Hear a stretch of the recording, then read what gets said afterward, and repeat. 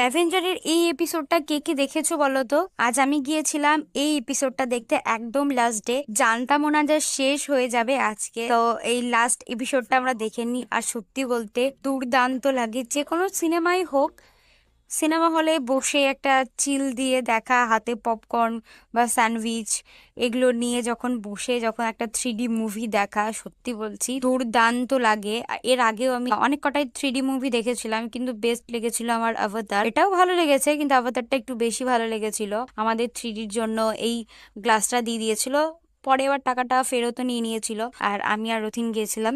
মুভিটার বিষয়ে কি বলবো না বলবো সেটা তোমরা নিজেরাও দেখে নেবে। আরে অলমোস্ট আমার কাছে ভালো লেগেছে। আমরা স্যান্ডউইচ নিয়েছিলাম, পপকর্ন নিয়েছিলাম, আর নিয়েছিলাম cold coffee. White white background night night night তারপর রাত্রে ভেজে ভেজে বাড়ি আসি।